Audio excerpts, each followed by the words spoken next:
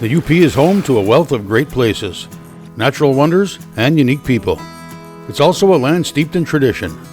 Traditions like hunting, and in many cases, hunting means going to camp. Tonight we'll take a look at an Iron County camp that's about as unique as they come. Yeah, he's not frozen, so this will be easy. Sit back, put your feet up and the remote down, and stick around for this special edition of 906 Outdoors UP Camp Stories. Up here, we just turn back the clock, live life the way we want it to be. 9 million acres of forest, 1,700 miles of continuous shoreline, 4,300 lakes, 12,000 miles of streams, more than 300 waterfalls, 15 counties, 2 time zones, and 1 area code. Welcome to the Upper Peninsula. Welcome to 906 Outdoors.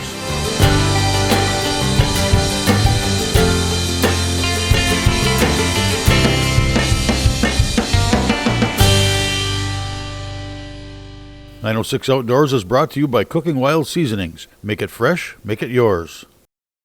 Some time ago, I met up with Ray Koivunen and Don Sarter, makers of Crow Knives.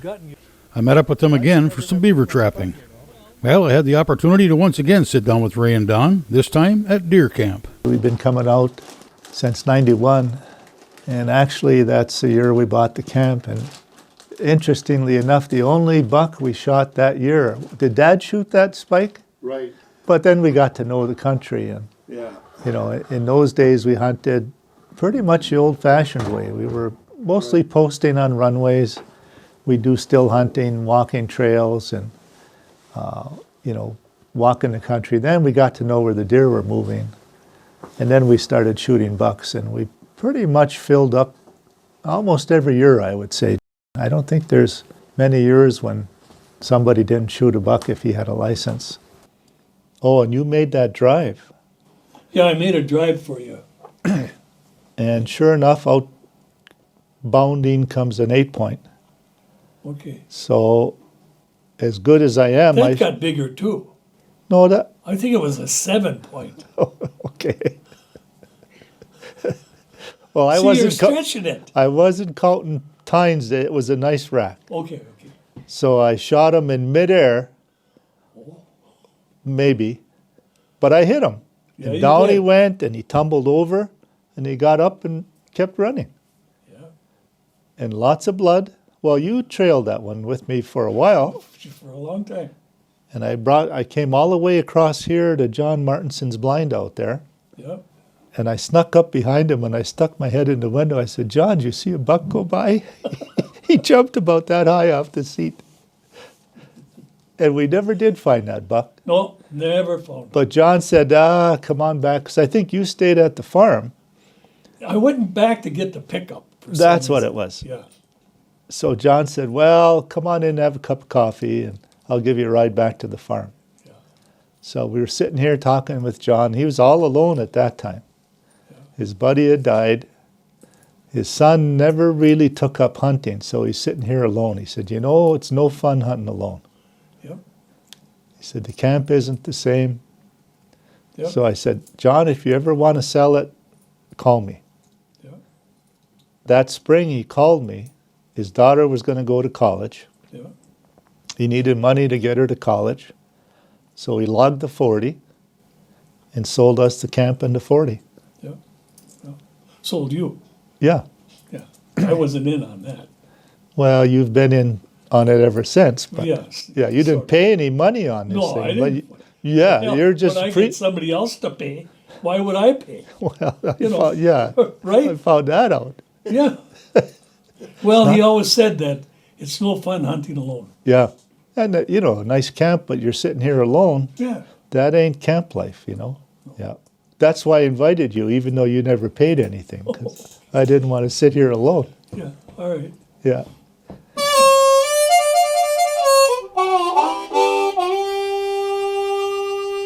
Today's show is brought to you in part by Rapid River Knife Works, home of Michigan's largest custom knife factory showroom.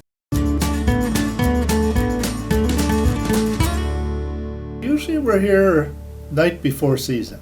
Everybody's here. Yeah. We get up early the first day, and then that's the only early morning hunt of the Right. season. Right. Doesn't pay to get up early every day. No. Like Your John, best hunt is in the evening anyway. Well, that's what John says. He says, I've shot more bucks in the evening than in the morning, but he only gets up one morning of deer season. That's right. So it kind of makes sense, Yeah. but he won't admit that, you know. No. John is a late sleeper. He usually gets 12 hours every night. Yep. So if you go to Then bed, he can even get more than that. he's been known to, yeah, Maybe 14. yeah, on a good night. Well, even on a bad night sometimes, Yep. he gets 14 hours. He's one of a kind there, John. He's here right now. He's Well, here? Oh, yeah. Oh, good. And it depends on how big his pecan is.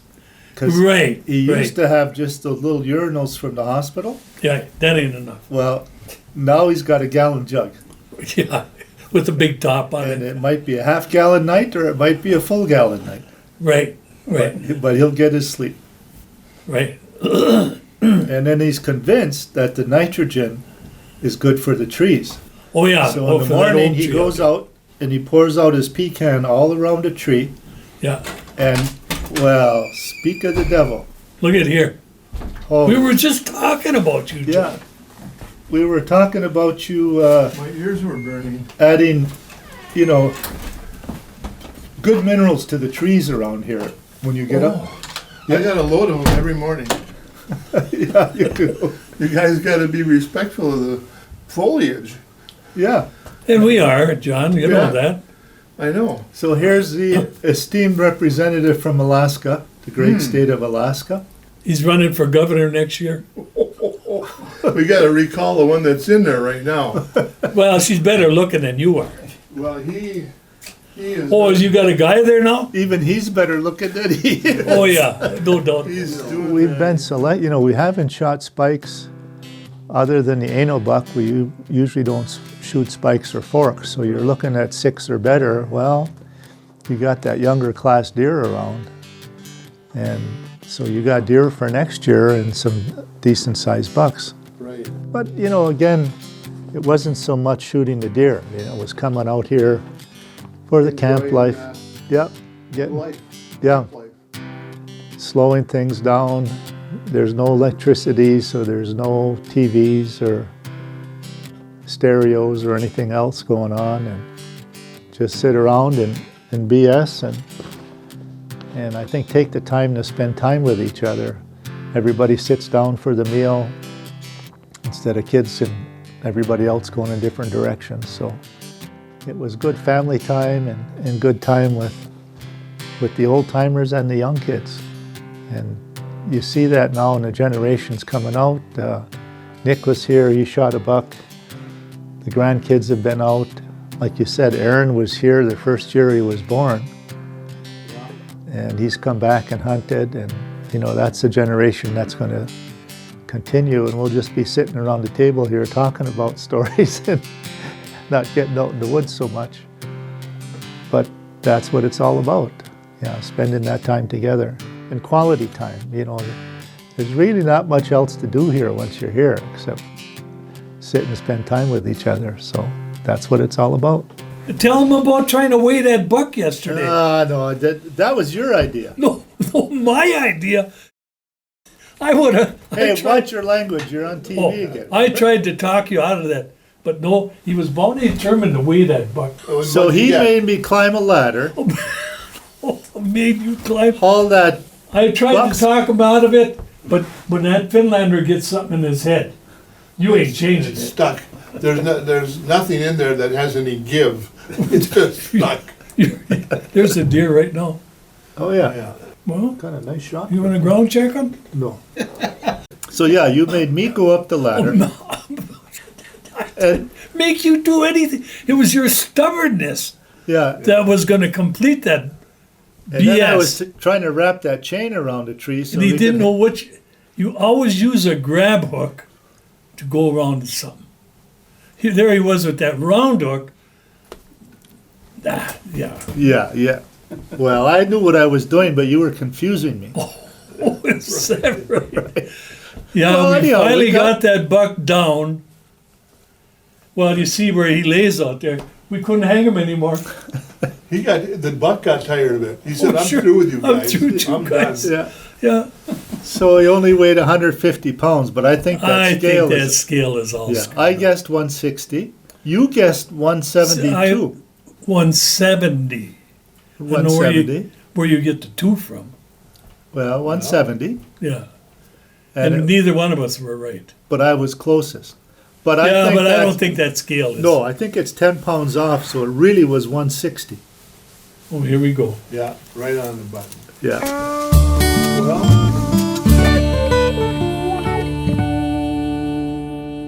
906 Outdoors is brought to you in part by L&M Fleet Supply, proudly serving the Northland for over 30 years. Camp Hemlock shirt for the Ano buck, which is the first buck shot that season. Then the biggest buck gets the Toivo shirt. And then that was our camp logo for a while. See, there's Toivo right there. Toivo and Ano. But yeah, John shot this doe. It fell, and he just left it lay there. He kept hunting. Had his binoculars going. He was looking out in the field there. And then he looked back to see if his deer was there, and then he'd over here again. And well, one time he looked, the deer was gone. He said, "Where the hell's my deer?" Damn bear came in and dragged it away, and he didn't even know it. Yeah, That was your choice. And if you That's shoot right. another one, you better think twice before you do that. Because oh, I'm then not gonna do it no somebody's more. got to gut it. Somebody's Right, got to drag right. it in. And Right. then we got to hang it. And then probably skin it and quarter it and cut it up. Yep. Yep. That's a lot of work. Yep, that is So I'm not sure you should shoot another one. me. Right. Yeah, but I got a license that says I can. We Yeah. know that. Yeah, and you've never wasted a license in your life, so it's time you did. I would never waste a license. All right. Well, just think twice before you squeeze that trigger. Well, I know my buddy would help me. Yeah. Like do all the work. I didn't say that. Yeah, but I know. No, I do a lot of that. Yeah, you give good advice. Oh, geez, thanks a lot. So there's a couple ways to skin a cat. There's a lot of ways to skin a deer. And we've hung them up, head up, skin them down, put them tail up, skin them down. Then there was the old trick, you just skin along the back of the neck, and you get a big rock and tie a rope on it, and then hook it up to your pickup and skin it in one fell swoop. There are indeed a lot of ways to skin a deer, but sometimes it's not so much a matter of how, but where. A lot of times the deer is frozen, so what we do is we bring it into camp the night before, put it on the floor and let it thaw out, and then we throw it up on the operating table.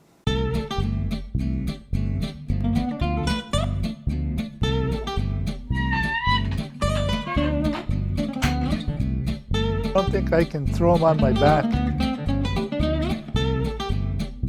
Yeah, he's not frozen, so this will be easy. So as long as we got 3 guys, if you grab the head, I'll take this. 1, 2, 3. Got it. Boy, he just fits on the operating table. And he doesn't need any more anesthesia. He's sufficiently anesthetized.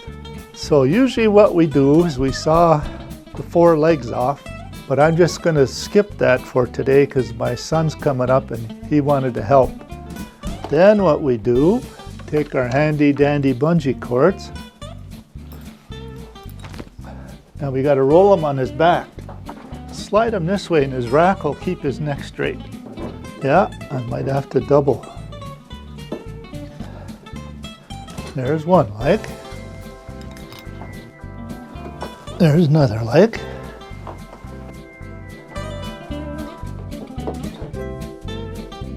There. Now he won't move. At least he hasn't moved so far. And then we just come up and start peeling from each side. What's nice, you don't get any hair on it because the deer's always laying on his hide with the hair down. Nice and warm in here. good light, and he doesn't mind a bit.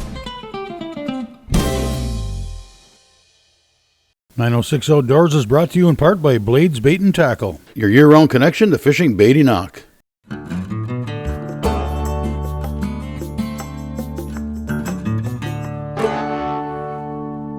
That table was made for my grandpa. I think it was 1907. That's when they were hunting out at Ralph at the Skelly Ranch. I think a friend of his made it for him. So it's 2 deer heads back to back. It's 4 deer heads. Oh yeah, 2 on the bottom. Right, there's 4 heads. I forgot. Yeah, and then 2 on top. Yep. And the antlers are the base for the table. So it's a little shaky, but not bad. And he did a nice job on the inlay on this. Yeah, for the tools that they had in that day. Yeah, Yeah, yeah. yeah, he really did a good job. So that was a gift from one of his hunting buddies. Yeah, I've been coming to this camp since Ray bought it in 1991. I had actually started coming back in 1990. I've been back every deer season since, and fly down from Alaska. Usually we stay here for several days, at least a week or week and a half, sometimes a full 2 weeks.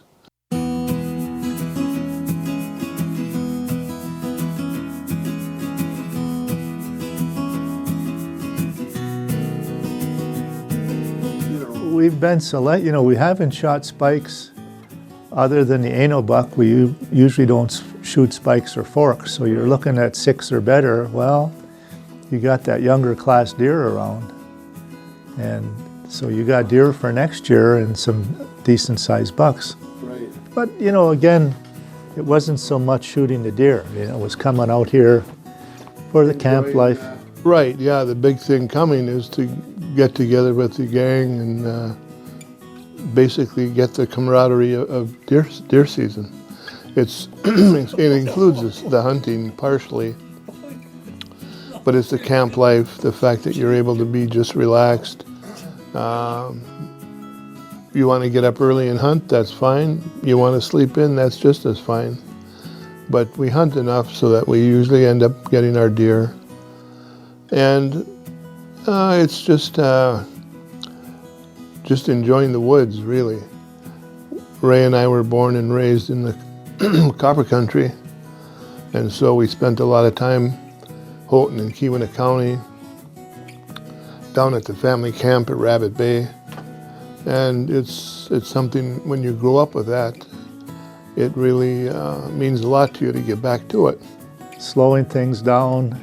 There's no electricity, so there's no TVs or stereos or anything else going on, and just sit around and BS and I think take the time to spend time with each other. Everybody sits down for the meal instead of kids and everybody else going in different directions. So it was good family time and good time with the old timers and the young kids. And you see that now in the generations coming out. Nick was here, he shot a buck. The grandkids have been out. Like you said, Aaron was here the first year he was born. Yeah. And he's come back and hunted, and that's a generation that's going to continue, and we'll just be sitting around the table here talking about stories and not getting out in the woods so much. As far as getting out, getting the exercise, obviously we've slowed down over the years, but we can still keep up with some of it. The ownership of the land is important to us, knowing that we're owning it to simply pass it on. We're taking care of it for the next generations. And so we pay attention to that. That's what it's all about. Spending that time together and quality time. There's really not much else to do here once you're here except sit and spend time with each other. So that's what it's all about.